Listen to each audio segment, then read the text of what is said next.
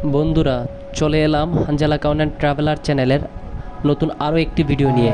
আমি হানজালা কাউনাইন আজ আপনাদেরকে সীতাকুণ্ডের চমৎকার ট্যুরিস্ট স্পট, বোটানিক্যাল গার্ডেন ও ইকো পার্ক ভ্রমণের সম্পূর্ণ খুঁটিনাটি শেয়ার করব।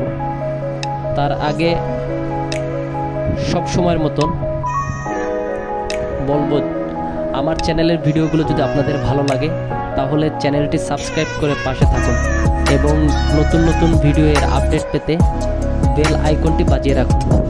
তাহলে আর কথা না বাড়িয়ে সরাসরি ভিডিওতে চলে আসি। আমি আপনাদেরকে প্রথমে একটু বলবো যে এই ট্যুরিস্ট স্পটটার মধ্যে আপনারা এই ট্যুরিস্ট স্পটটা সম্পর্কে আমি আপনাদেরকে সামান্য কিছু বলবো। বোটানিক্যাল গার্ডেন ও ইকো পার্ক বাংলাদেশের চট্টগ্রামের সীতাকুণ্ড উপজেলায় অবস্থিত। চন্দ্রনাথ পাহাড়ের পাদদেশে 1998 সালে এই বোটানিক্যাল গার্ডেন ও ইকো পার্কটি প্রতিষ্ঠিত হয়েছিল। 808 হেক্টর জমি নিয়ে এই বন্যপ্রাণ অভয়ারণ্যটি গঠিত। 1996 একরের পার্কটি 2 অংশে বিভক্ত। 1000 একক জায়গায় বোটানিক্যাল গার্ডেন ও 996 একর জায়গায় ইকো পার্ক এলাকা। জীব বৈচিত্র্য সংরক্ষণ ও বন্যপ্রাণীর অভয়ারণ্য এবং পর্যটকদের বিনোদনের জন্য বন বিভাগের প্রচেষ্টায় এই পার্কটি গড়ে উঠেছে। এখানে বিরল জাতের কিছু গাছপালা এবং হাজারো রকমের নজরকাড়া ফুলের গাছ, কৃত্রিম লেক ও নানা প্রজাতির জীববৈচিত্র্য দেখা যায়। এখানে আপনারা যদি আসেন তাহলে 2টি ঝর্ণা পাবেন। এর মধ্যে একটি হলো সূত্রধারা ও আরেকটি সহস্রধারা, এবং ঝিরিপথের ছোট বড় বেশ কয়েকটি আরও ঝর্ণাও পাবেন। আর পিকনিকের জন্য স্পট আছে, বিশ্রামের ছাউনি ইত্যাদি আরও অনেক কিছু। তো আপনারা যদি এখানে আসতে চান, এখানে কিভাবে আপনারা আসবেন? তো প্রথমে আপনাদের আসতে হলে আপনারা চট্টগ্রাম থেকে হোক কিংবা চট্টগ্রামের বাহির থেকে হোক, সর্বপ্রথম আপনাদের আসতে হবে আগে সীতাকুণ্ডতে আসার পরে সেখান থেকে আপনারা চাইলে 10 টাকা সিএনজি ভাড়া দিয়ে আপনারা সরাসরি ইকো পার্কে চলে আসতে পারবেন। আর যদি চিন্তা করেন যে আপনারা সীতাকুণ্ডতে না, আপনার শহর থেকে আসবেন, তাহলে শহরের যে সকল বাসগুলো সীতাকুণ্ডের উদ্দেশ্যে আসে সে সকল বাসে করে আসার সময় আপনারা এই স্পটটা দেখতে পাবেন এবং এখানেই নামতে পারবেন। আর এখানের আশেপাশে অনেকগুলো ভালো মোটামুটি কিছু রিসোর্ট আছে, এবং যদি আপনারা সুলভ মূল্যে কিছু থাকতে চান তাহলে আপনারা সীতাকুণ্ডতে চলে আসতে পারেন। সেখানে আপনাদের পছন্দ মতন হোটেল ভাড়া করে আপনারা থাকতে পারেন। এবং পাশাপাশি এখানে আরও কিছু সুন্দর জায়গা আছে। তার মধ্যে একটি হচ্ছে আপনার গুলিয়াখালী সি বিচ, যেটা সম্পর্কে আমি এর আগে একটা ভিডিওতে বলেছিলাম। এরপর আছে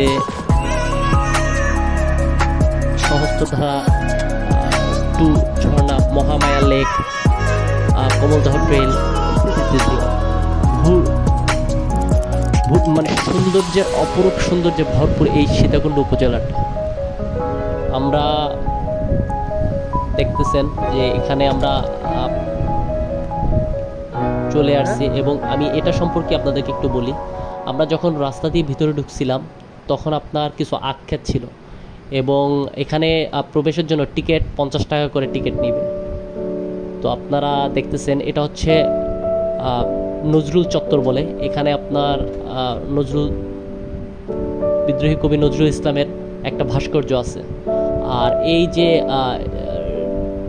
গেস্ট হাউসগুলো দেখতেছেন, এখানে বিশেষ করে যারা দায়িত্বশীল, এই স্পটে যারা দায়িত্বে আছে তারা এখানেই বসবাস করে। আচ্ছা, এই যে আপনারা যে বাগানটা দেখতেছেন, আমি কিন্তু এই বাগানটা এর আগে যখন এসেছিলাম তখন এটা ফুলের বাগান ছিল। বর্তমানে এখানে ফুল নেই।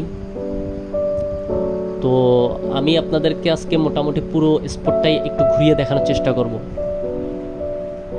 এখানে আপনারা দেখতেছেন যে গেস্ট হাউসগুলো অনেক সাজানো গোছানো, কিন্তু এখানে সবসময় আপনার ফুল গাছ থাকে।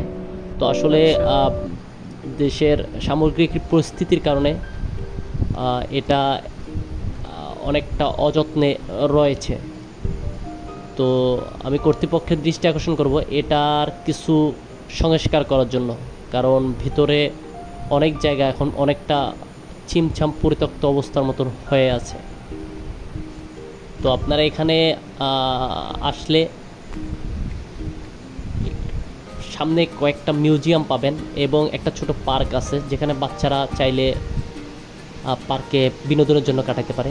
এটা হচ্ছে আপনার 99 টাকার একটা মার্কেট। এটা ঢোকার সময় সর্বপ্রথম পড়বে হাতের ডান পাশে। তো ওইটা হচ্ছে আপনার নাগরদোলা, যেখানে শিশু বাচ্চারা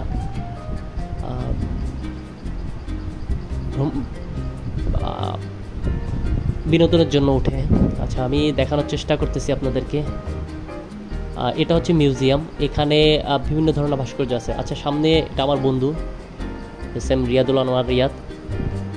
তো আমরা দুজনে একসাথে আসলে এই সুন্দর প্রকৃতিটা উপভোগ করার জন্য এসেছিলাম। তো দেখতেছেন এখানে বিভিন্ন জাতের গাছপালা দেখা যাচ্ছে, আপনারা দেখতেছেন। এটা হচ্ছে এক প্রজাতির গাছ, নামটাও ওখানে আছে। তো আসলে এই জায়গাগুলো যদি সঠিকভাবে রক্ষণাবেক্ষণ না করে তাহলে পর্যটকদের আকর্ষণটা কিন্তু এত সুন্দর স্পটগুলো থেকে আস্তে আস্তে নজর সরে যাবে। তো আমরা ভিতরে আপনাদেরকে দেখাবো যে এটা আসলে ভিতরে প্রকৃতিটা কীরকম। দেখতেছেন দুপাশেই গাছ এবং মাঝখানে রাস্তা। এখানে থেকে আপনার একদম ভিতরে যদি যেতে চান তাহলে আপনারা চাইলে সিএনজিতেও যেতে পারবেন, কিন্তু যদি আপনারা প্রকৃতি প্রেমিক হন তাহলে কিন্তু আপনারা পায়ে হেঁটেই যাওয়ার চিন্তা করবেন, কারণ পুরো প্রকৃতিটা উপভোগ করার জন্য আপনাদের পায়ে হেঁটে যাওয়ার কোনো বিকল্প নেই। তো আমরা যাওয়ার পথে অনেক প্রজাতির গাছপালাও দেখছি যেগুলো অন্য জায়গায় আপনারা সহজে দেখতে পাবেন না। তো আমরা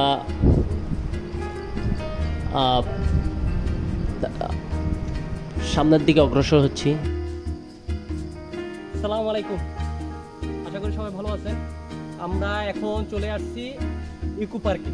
এটা হচ্ছে ইকো পার্কে খুব সীতাকুণ্ডের খুব সুন্দর এবং দর্শনীয় একটা স্থান। এখানে প্রচুর পরিমাণে পর্যটক আসে, আর এখানে আপাতত এখন জনসমাগমও কম, কারণ আমরা অনেক তাড়াতাড়ি চলে আসছি। কিছুক্ষণ পর দেখা যাবে বিকালের পর থেকে এখানে মানুষ আসবে। আর এখানে টিকিট কাউন্টার আছে, টিকিট কাউন্টার থেকে টিকিট কেটে তারপর ভিতরে ঢুকতে হয়। তো আমরা চেষ্টা করব পুরো ইকো পার্কের যে পরিবেশটা, মানে ন্যাচারাল প্রাকৃতিক যে পরিবেশ, পুরোটা আপনাদের দেখানো। তো ওই পর্যন্ত আপনারা আমাদের সাথে থাকবেন এবং পুরো পরিবেশটা উপভোগ করবেন। Let's go. তো আমরা প্রায় সুপ্তধারা ঝর্ণার কাছাকাছি চলে আসছি। আপনারা দেখতেছেন সুপ্তধারা ঝর্ণার দিকে যাওয়ার যে নির্দেশনা, আপনারা দেখতেছেন এই রাস্তাটা হয়েই আপনার সুপ্তধারা ঝর্ণাতে যাওয়া লাগবে। তো প্রসঙ্গত কারণে এখানে সাময়িক সময়ের জন্য এটা বন্ধ আছে।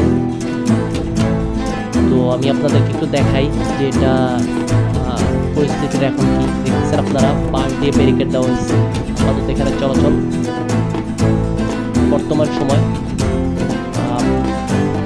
নিষিদ্ধ করা হয়েছে। তো উপরে এই বাদর দেখতেছেন, আমি এই জিনিসটা আসলে খুব ইন্টারেস্টিং একটা সময় পার করছি। এখানে আসলে বিশেষ করে এই স্পটটার মধ্যে সুপ্তধারা ঝর্ণার একটু সামনে যে গাছপালা যেগুলো আছে এখানে আপনার অনায়াসেই বাদর দেখতে পাবেন, কারণ এই জায়গাটায় তারা মুক্তভাবে বিচরণ করে। তো দেখতেছেন যে সে আমাকে ভয় পেয়ে অনেক উপরে চলে আসে। তো অনেক সময় অনেকে বাদাম এদেরকে দেয়, নিচে রাখে বাদাম, এরা বাদামগুলো নিয়ে আবার গাছে উঠে যায়। তো এখানে আমরা অনেক দূর আসার পর এখানে এসে কিছুক্ষণ বিশ্রাম নিয়েছিলাম। আপনারা দেখতেছেন এখানে আসলে বিশ্রাম নেওয়ার মতো অনেকগুলো ছাউনি আছে।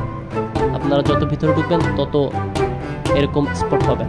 আচ্ছা, উপরে বাদরগুলো দেখতেছেন আপনারা, যারা সুন্দরভাবে খেলা করতেছে।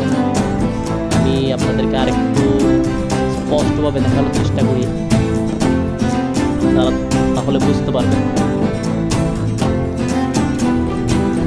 এখানে আপনারা দেখতেছেন, আমি উপরে ক্যামেরাটা আপনাদেরকে একটু ক্লিয়ারভাবে দেখাই। তারা ওই দেখতেছেন যে এখানে কিছু বাদর দৌড়াদৌড়ি করতেছে। হ্যাঁ, এই বাদরটার সাথে তার একটা বাচ্চাও আছে, দেখতেছেন আপনারা উপরে বাদর। খুব সুন্দর একটা প্রকৃতি, মানে একটা যে সৌন্দর্য, আপনার ন্যাচারাল যে একটা সৌন্দর্য, সেটা আপনারা ইকো পার্কে না আসলে কখনো বুঝবেন না। তো আমি আপনাদেরকে বলবো, যদি আপনারা সময় পান তাহলে এখানে আপনাদের যে যান্ত্রিক জীবনের যে ক্লান্তিটা, সেটা পরিত্রাণ করার জন্য এখানে আসতে পারেন।